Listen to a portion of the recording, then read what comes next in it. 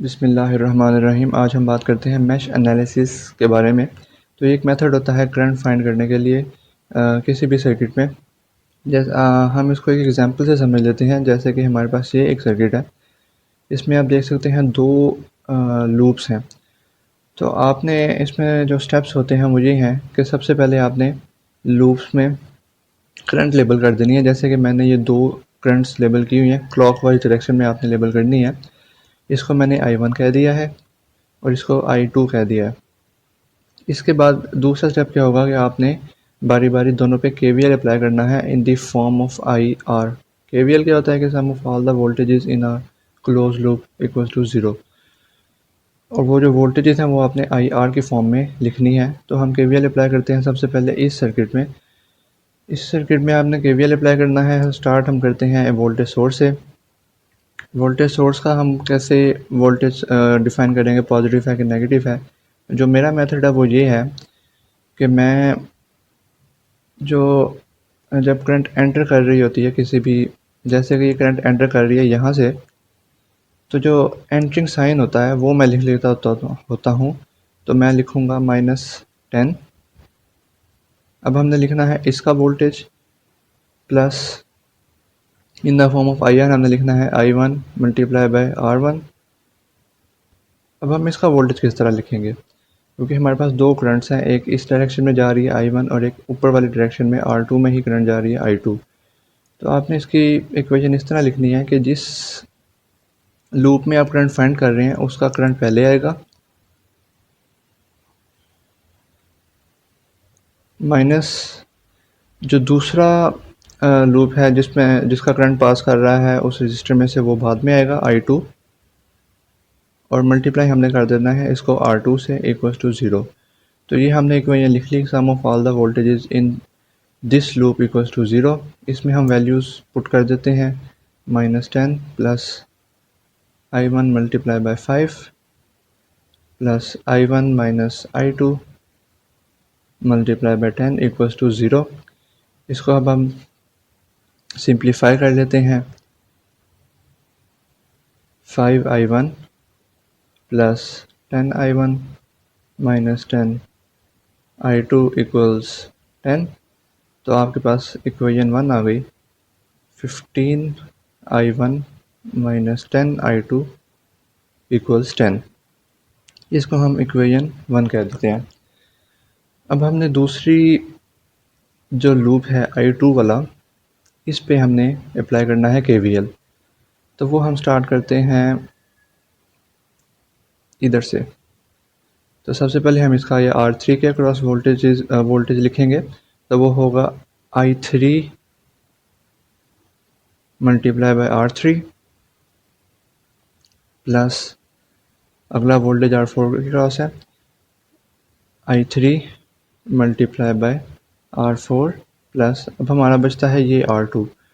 तो उसका हमने कैसे वोल्टेज लिखी थी कि जिस लूप की हम करंट निकाल रहे हैं वो पहले आएगी, जिस लूप में हम वोल्टेज निकाल रहे हैं सॉरी उसकी करंट पहले आएगी, और जो साथ वाला लूप है जो ये रजिस्टर से करंट फ्लो कर रहा है, I1 फ्लो कर रहा है, तो वो बाद में आएगा multiply by R2 equals to 0। अब इसमें हम वैल्यूज पुट कर लेते हैं। तो 5 multiply bye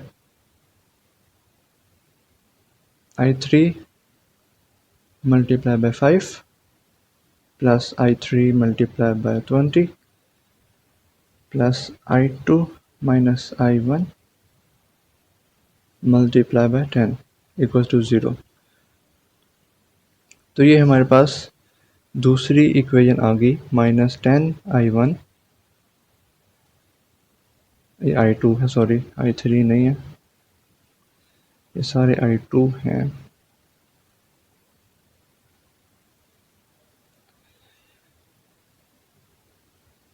plus 25 plus 10 35 I2 equals to 0। ये हमारे पास दो इक्वेशन आ गई हैं। इसको हम कैलकुलेटर में पुट करते हैं इसकी वैल्यूज़ और इसको हम सॉल्व करते हैं। ये हमारे पास कैलकुलेटर है, हमने दो अननोन निकालने हैं। तो 15 माइनस 10 10 माइनस 10 35 0। तो I1 हमारे पास आ गया 0 पॉइंट, इधर ही हम लिख लेते हैं ऊपर ही। I1 आ गया हमारे पास 0.823 एम्पेयर्स और I2 आ गया 0.235 एम्पेयर्स। ये हमारे पास I1 और I2 आ गए हैं। अब हम नेक्स्ट एग्जांपल को सॉल्व करते हैं। ये हमारे पास सेकंड एग्जांपल है। थर्ड में हम सुपर मैश को देखेंगे। इसमें क्या हुआ है कि हमें एक करंट सोर्स दे दिया गया है। इससे क्या होता है कि प्रॉब्लम बहुत ही सिंपल हो जाती है। सबसे पहला स्टेप क्या था कि हमने करंट्स को क्लॉकवाइज डायरेक्शन में लेबल करना है तमाम लूप्स में। इसमें 3 लूप्स बन रहे हैं, तो तीनों में हम करंट क्लॉकवाइज डायरेक्शन में लेबल कर लेंगे। इसको हम I1 कह देते हैं, ये I2 इसको कह देते हैं, और ये है I3। इसमें क्या हुआ है कि I2 हमें उन्होंने दे दिया है 5 एम्पेयर्स। अगर इसकी डायरेक्शन नीचे होती इस सोर्स की तो हम -5 एम्पेयर्स लिखते। तो I2 हमें मिल गया है डायरेक्ट ही 5 एम्पेयर्स। अब हमारे पास सिर्फ दो इक्वेशंस रह जाती हैं सॉल्व करने वाली। तो हम KVL लगाते हैं I1 पे, यहाँ से स्टार्ट करेंगे। तो I1 मल्टीप्लाई बाय R4 के cross voltage drop plus R5 के क्रॉस वोल्टेज ड्रॉप क्या होगा I1 इंटू R5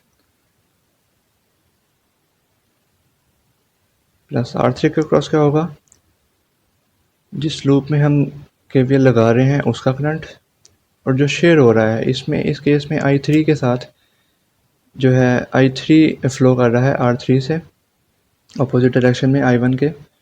तो वो हम लिखेंगे I1 माइनस I3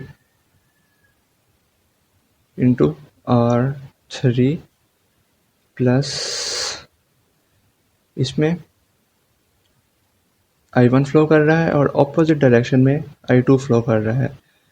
तो जिस लूप में हम इक्वेशन लिख रहे हैं उसका करंट माइनस जो अपोजिट फ्लो कर रहा है वो I2 है, तो I2 into R1 equals to 0। अब हम वैल्यूज पुट कर देते हैं, तो 2I1 plus 2I1 plus 15I1 minus 15I3 plus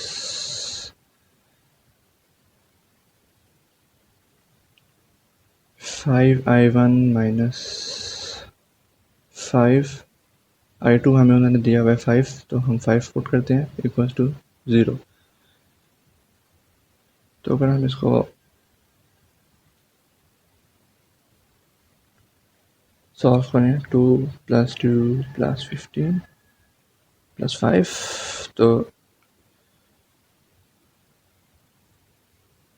24I1 minus 15I3 equals 25। ये हमारे पास इक्वेशन 1 आ गई।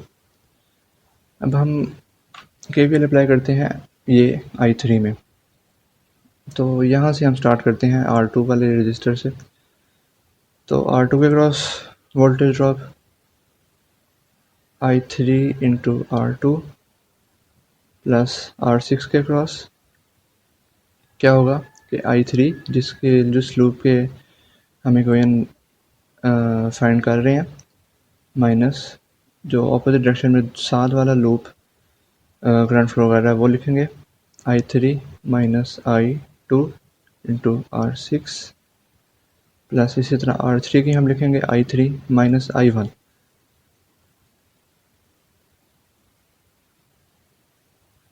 Into R3 equals to 0। ये हमने इक्वेशन लिख ली I3 minus I1 into R3 equal to 0।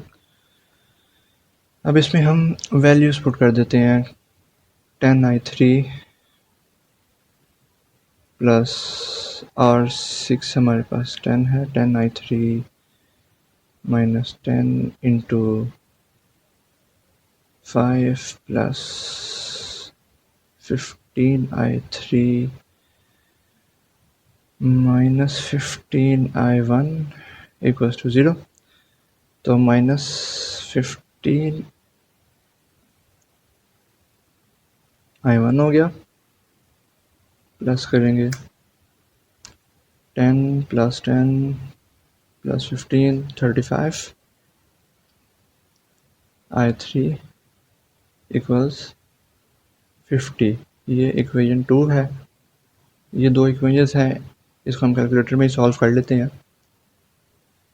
तो 24 माइनस 15 25 माइनस 15 35 50। तो i1 हमारे पास आता है, ऊपर ही लिख लेते हैं 2.642 एम्पेयर्स, और i2 आता है 2.561 एम्पेयर्स।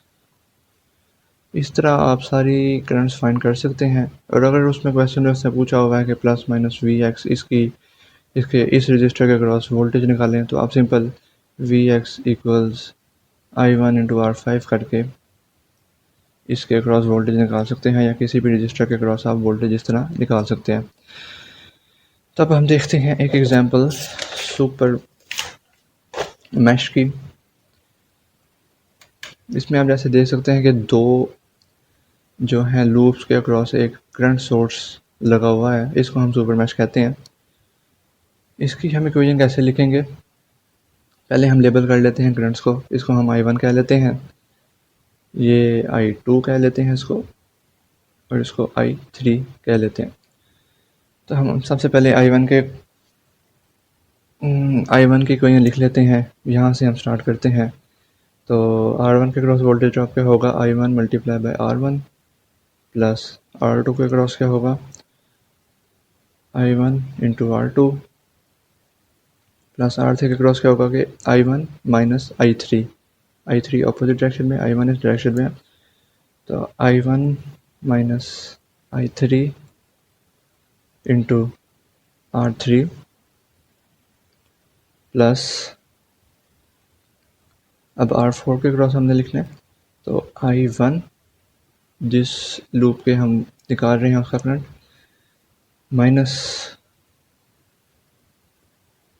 दूसरा करंट जो दूसरी अपोजिट डायरेक्शन में फ्लो कर रहा है रजिस्टर के, i2 into R4 equals to 0। इसको हम वैल्यूज पुट करते हैं 2i1 plus 2i1 plus 15i1 minus 15i3 plus 5i1 minus 5i2 equal 0। तो 2 plus 5 24i1 minus 5i2 minus 15i3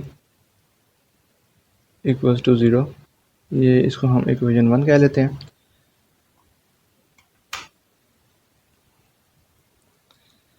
ये आप डायरेक्ट भी वैसे लिख सकते हैं इक्वेशन, वो किस तरह कि ये टोटल करंट हम निकाल रहे हैं i1 की। तो जितने भी वोल्टेजेस हैं रजिस्टर्स हैं i1 में, ये देख सकते हैं 2 है 2 है 2 15 है 5 है, इनको आपने ऐड कर लेना है। ठीक है, वो लिख लिया हमने 24। अब हमने i2 के लिए लिखनी है, वो शेयर हो रहा है सिर्फ 5 ओम्स रजिस्टर i2 के साथ, वो हमने माइनस में लिख लिया 5i2। i3 के साथ सिर्फ ये 15 वाला शेयर हो रहा है, तो 15i3 इक्वल टू 0। इस तरह आप डायरेक्ट भी इक्वेशन लिख सकते हैं। अब हम इक्वेशन लिखते हैं इसकी सुपर मैश की। वो आपने किस तरह लिखनी है कि आपने फ़िलहाल इग्नोर कर देना है कि 5 एम्पेयर का कोई भी इधर सोर्स लगा है करंट सोर्स, आपने डायरेक्ट i2 और i3 की इकट्ठी इक्वेशन लिखनी है। वो किस तरह लिखनी है, लिखते हैं। यहाँ से स्टार्ट करते हैं लिखना। तो मेरा ये मेथड होता है वोल्टेज सोर्स का कि जो करंट जो एंटर कर रही होती है करंट, जो तब साइन होता है वो मैं लिखता होता हूँ। तो +5 लिखता हूँ, प्लस R4 के cross voltage drop I2 minus I1 into R4। इस जो लूप है इसकी हमने सारी इक्वेशन लिख ली हैं। अब हम इसमें जाते हैं, इसको आपने इग्नोर कर देना। Plus I3 minus I1 into R3 plus I3 into R5 equals to 0। ये आपकी सुपर मैश की इक्वेशन आ गई। इसको हम सिंप्लीफाई कर लेते हैं, वैल्यूज पुट कर लेते हैं। प्लस R4 कितना है 5, तो 5I2 minus 5I1 plus 15I3 minus 15I1 plus 10I3 equals to 0। तो माइनस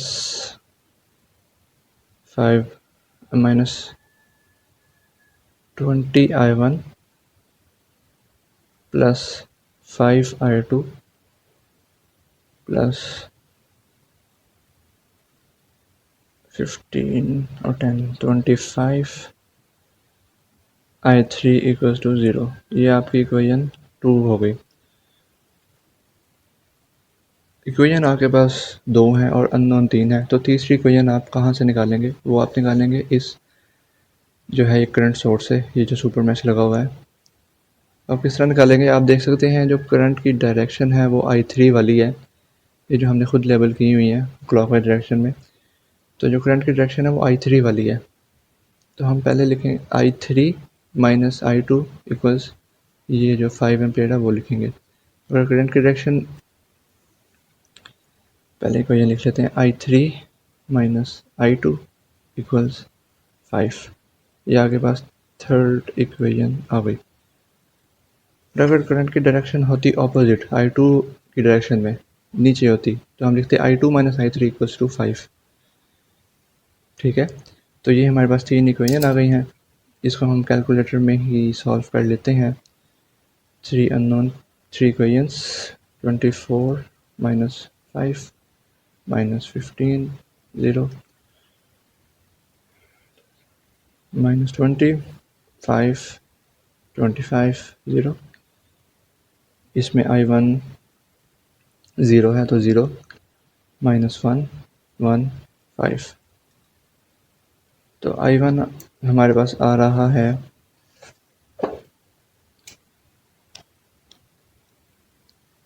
माइनस 0.781। I2 आ रहा है माइनस 4.687। I3 आ रहा है 0.312।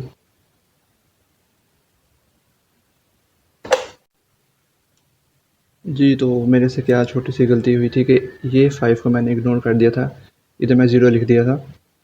तो ये मैंने दोबारा वैल्यू पुट की है, उधर जाके इक्वेशन की दूसरी साइड पे -5 आता है। तो इसको अगर हम पुट करते हैं इस इक्वेशन में कैलकुलेटर में -5, तो I1 हमारे पास निकलता है -1.094। I2 है -5.062 और I3 है -0.062।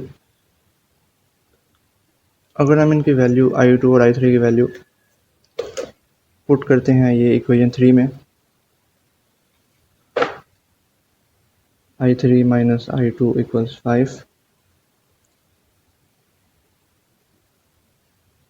तो I3 है -0.062 minus into minus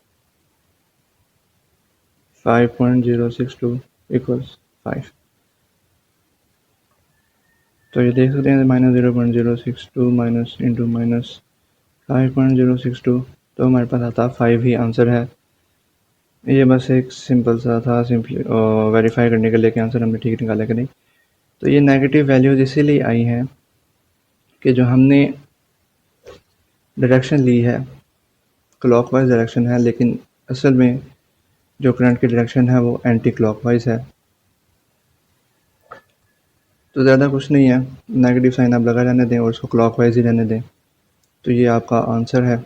I1 I2 और I3 तीनों करंट्स आपने निकाल ली हैं।